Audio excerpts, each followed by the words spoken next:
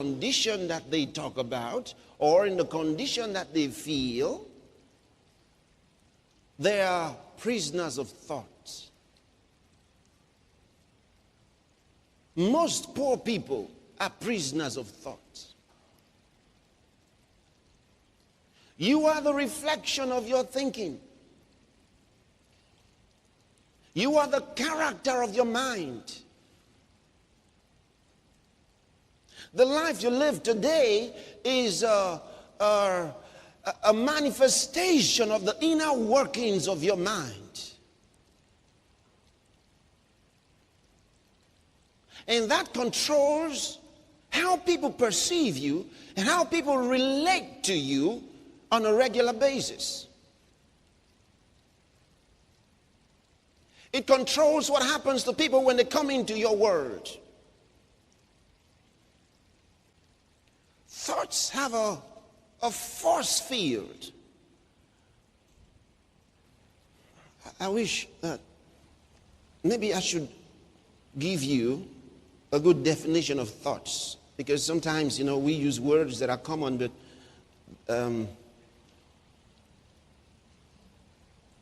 we just assume we know what they are. Can I give you this? And I want you to write down. Thoughts are pictures of the mind with constructive or destructive meaning. Thoughts are pictures of the mind with constructive or destructive meaning. There are thoughts of the mind, or rather, there are pictures of the mind without meaning. In that case, you're not thinking. Just because your mind caught a picture doesn't mean you were thinking.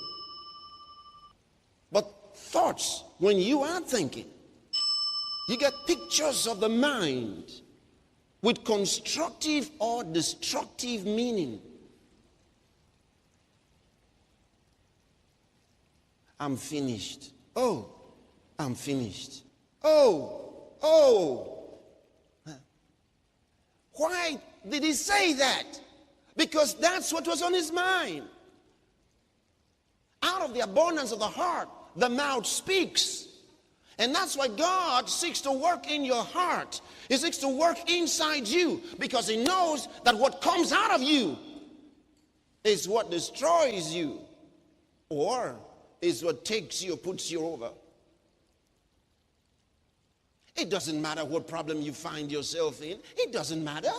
It doesn't matter what happens to you or with you. It never matters. What matters is what tools you got to deal with the situation. And one of the most important tools is your thoughts. Your thoughts. Thoughts of fear destroy.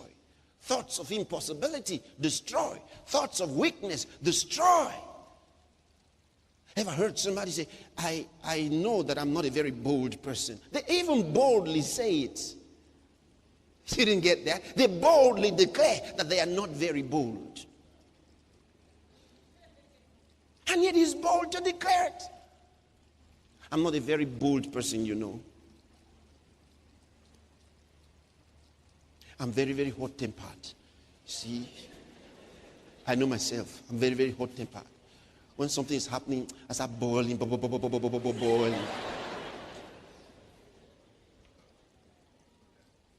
You see, he is the character of his thoughts. He's come to understand himself. How is he? What is his life like? He works backwards in life because he creates his future by looking inside him in the negative character of his mind and seeks to project that into his future. I'm not a bold person. Because he saw that he was not bold. He saw that he was full of fear. He saw that his life was full of failure. You know, I've started many businesses and they all failed. So, you see, he's no longer bold to say, I don't like to do something, you know, because I don't know what might happen. Why? Because so many other things happened.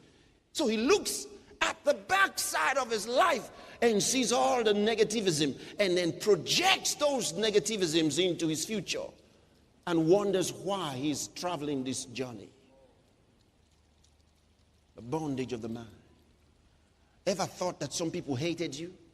You just look at them, yes, I know they don't like me. That is why, you see, when you come into such places, you see, they are all Igbo people. So because I'm not Igbo, because I'm not Yoruba, you know, everybody speaks Yoruba, because I'm... Why do you think like this?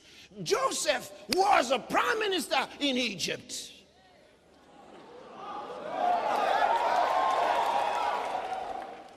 It's God. Listen, your life is not the way it is because you are in the midst of Hausas.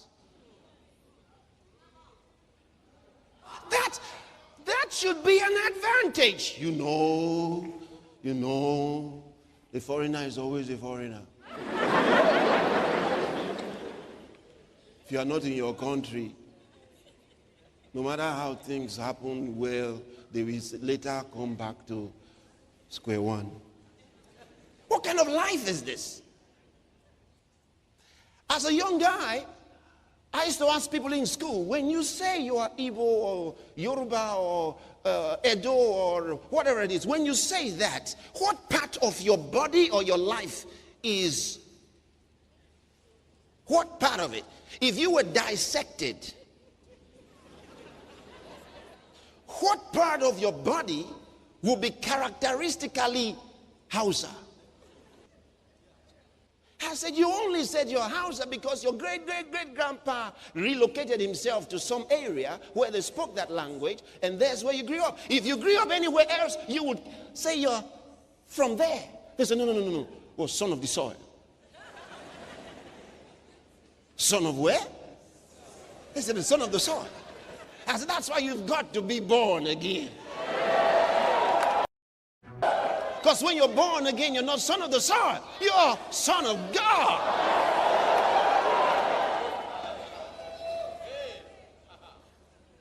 You see, my roots are, you know, people, they like to act like they are cultural. My roots are in Africa. May God pluck you out of there. My roots are... Where did they get that language from? From somebody else who was just as dulled as them. Are you saying that we should not be cultural? This is our culture. Where did you get it from? Our great. Your great-great-grandfather are hoping that you don't take the road they took. Are you still there? There's a greater life out there. Are you listening? There's a greater life. Don't be in the same bondage your great-grandfather was in. Your roots